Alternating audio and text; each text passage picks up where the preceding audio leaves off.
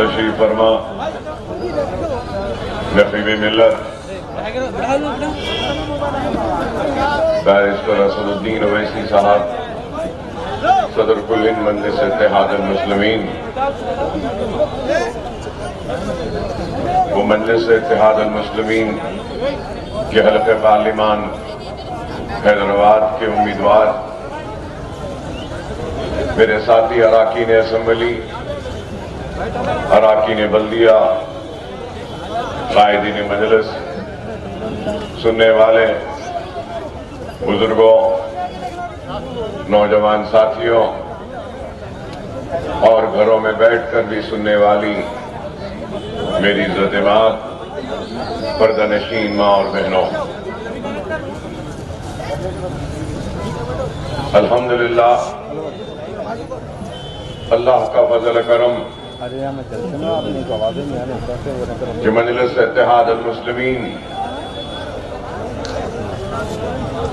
کے انتخابی سرگرمی کے آغاز کے ساتھ ہی اللہ اپنے رحمت کو برسا رہا ہے، اور وہ چلچلاتی ہوئی دھوپ کی گرمی، وہ تپش کو اللہ اپنے رحمت کے بادلوں کے ذریعے موسم کو خوشگوار بنا رہا ہے،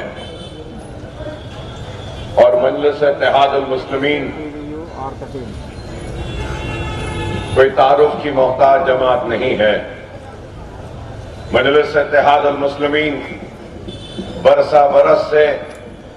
آپ کے درمیان میں، آپ کے دکھ میں، آپ کے درد میں، آپ کی ضرورت کے وقت آپ کے درمیان میں رہتی ہے، اور آپ کی اور مجلس اتحاد المسلمین کی وابستگی کوئی آج کی وابستگی نہیں ہے، بلکہ یہ وابستگی نسل در نسل سے قائم و دائم ہے، اور آنے والی نسلوں میں بھی ہم اس وابستگی کو، اس محبت کو اپنی وراثت میں دے کر اس دنیا سے رخصت ہوں گے۔ مجلس اتحاد المسلمین کو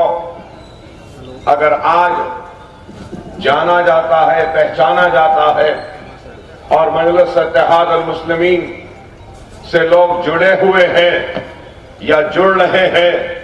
یا جڑنا چاہتے ہیں، تو یہ آپ تمام کی اور ہم سے پہلے ہمارے آبا و اجداد یا ہمارے بزرگوں کی کوششیں، محنتیں، کاوشیں اور ان کی قربانیوں کا نتیجہ ہے کہ آج مجلس اتحاد المسلمین جانی و پہچانی جاتی ہے۔ وہ بھی ایک وقت تھا جب ہمارا سب کچھ لٹ چکا تھا اور ہمارے پاس کچھ نہیں تھا، تو لوگوں نے اس وقت ہمارا مذاق اڑایا تھا، خیخے لگائے تھے، تنقیدیں کی تھیں، اور یہاں تک کہہ دیے تھے کہ کیا ضرورت ہے مجلس اتحاد المسلمین کی۔ لیکن ہمارے بزرگوں کی محنتیں، کوششیں اور ان کی وابستگی اور قربانیوں کا نتیجہ کہ مجلس اتحاد المسلمین اپنے نہ صرف کارکردگی کو آپ کے سامنے رکھا، بلکہ آپ کی وابستگی اس جماعت سے جڑتی رہی۔ مجلس اتحاد المسلمین نے اپنے کام کا آغاز ایسے وقت کیا جب ہمارے پاس کچھ بھی نہیں تھا۔ اللہ فخر ملت عبدالواحد اویسی کی خبر کو نور سے بھر دے۔ اللہ سالار ملت علی رحمہ کی خبر کو نور سے بھر دے۔ اللہ فخر ملت علی رحمہ کا ساتھ دینے والے ان کے ساتھیوں جو آج اس دنیا میں نہیں، اللہ ان کے خبروں کو نور سے بھر دے۔ اللہ سالار ملت کا ساتھ دینے والے ان کے ساتھیوں کے خبروں کو نور سے بھر دے۔ اللہ فخر ملت کی آواز پر اتحاد پیدا کرنے والے وہ سارے مرومین جو آج اس دنیا میں نہیں ہیں، اللہ ان کے خبروں کو نور سے بھر دے۔ سالار ملت کی آواز پر لبیک کہہ کر، ان کے کھانے سے کھانا ملا کر، ان کا ساتھ دینے والے لوگ جو آج اس دنیا میں نہیں ہیں، اللہ ان کے خبروں کو نور سے بھر دے۔ مجلس اتحاد المسلمین کے لیے وہ بزرگ جنہوں نے اپنے گھروں میں چولہا جلائے بغیر ہتھاروں میں کھڑے ہو کر مجلس کی عظمت کے لیے اور آپ کے اتحاد کی طاقت کے لیے اور آپ کے مستقبل کے لیے جو محنتیں کی، اور وہ لوگ جو آج اس دنیا میں نہیں ہے، اللہ ان کے خبروں کو نور سے بھر دے۔ وہ ماں بہن، وہ خواتین جو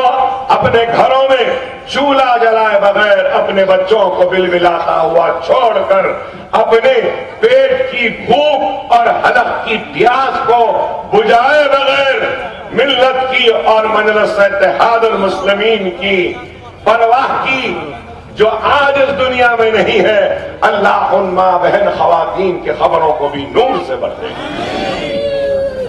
ان تمام غریب مظلوم لوگوں کی دعائیں تھیں کہ مجلس اتحاد المسلمین آگے بڑھتے گئی، طاقتور بنی، اور آج مجلس اتحاد المسلمین نہ صرف ہماری آن بان شان، ہماری پہچان، ہماری طاقت ہے، بلکہ میں یہ کہوں گا کہ مجلس اتحاد المسلمین ہندوستان کی سب سے بڑی اقلیت مسلمانوں کی ایک آخری امیدگاہ بھی ہے،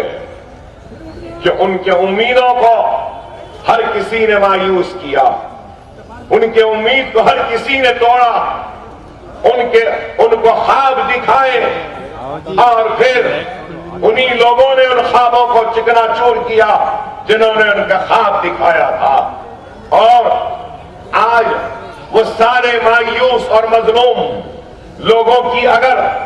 امیدگاہ ہے تو وہ مجلس اتحاد المسلمین ہے، اور مجلس اتحاد المسلمین کو سجایا ہے، سنوارا ہے تو آپ کے اتحاد نے، سجایا ہے، سنوارا ہے تو آپ کا دعائیں تھیں جس نے مجلس کو سجایا اور سنوارا۔ اگر مجلس کو طاقت ملی تو آپ کی محنت، آپ کی تو وہ مجلس اتحاد المسلمین، چاہے سبزی منڈی کا فساد ہو، چاہے لیامات کا ہو، چاہے نظام آباد کا ہو، چاہے عادل آباد کا ہو، جو بھی فساد ہوتا تو سب سے پہلے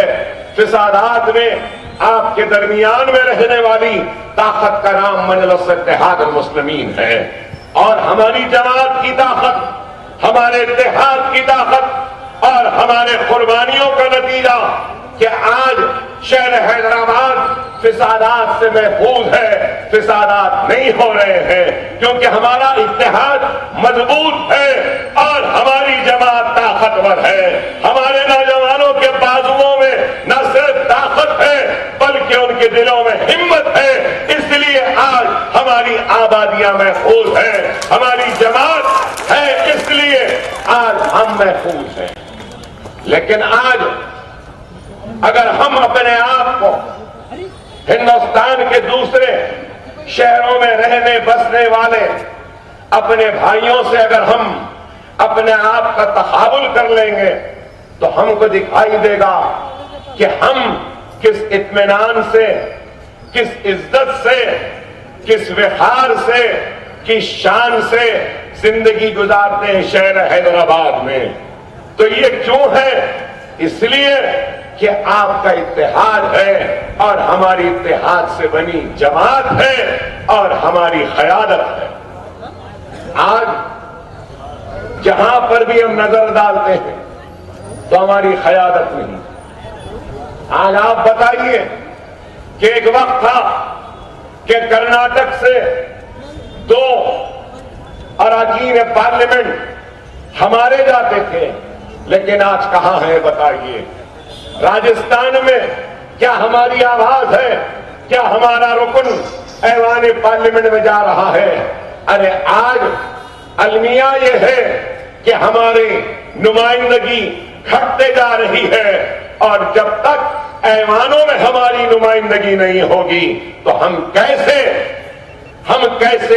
اپنی ناانصافی پر حق طلب کریں گے؟ کیسے ہمارے اوپر ہونے والے مظالم پر ہم انصاف طلب کریں گے؟ اگر ظلم پر انصاف طلب کرنا ہے، حق تلفی پر حق طلب کرنا ہے، اور اپنی پسماندگی کو خوشحالی میں تبدیل کرنا ہے، تو ضروری و لازم ہے کہ ہمارے نمائندے ایوان میں ہوں۔ اگر ہماری نمائندگی نہیں تو ہماری آواز نہیں۔ میں یہاں کھڑے ہو کر اگر تقریر کروں گا، اپنی ناانصافی کو بیان کروں گا، اپنی حق تلفی کو بیان کروں گا، یا اپنے مظالم کو بیان کروں گا،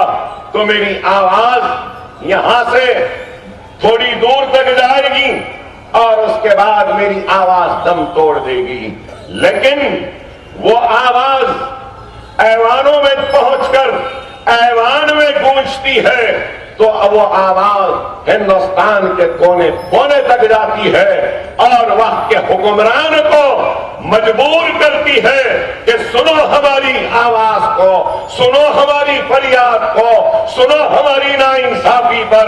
اور ناانصافی ایوانوں میں جب بیان ہوتی ہے تو نہ صرف ملک سنتا ہے بلکہ ساری دنیا بھی سنتی ہے، اور ساری دنیا بھی اپنے رد عمل کا اظہار کرتی ہے کہ واقعی میں اس قوم کے ساتھ ناانصافی ہو رہی ہے۔ اس لیے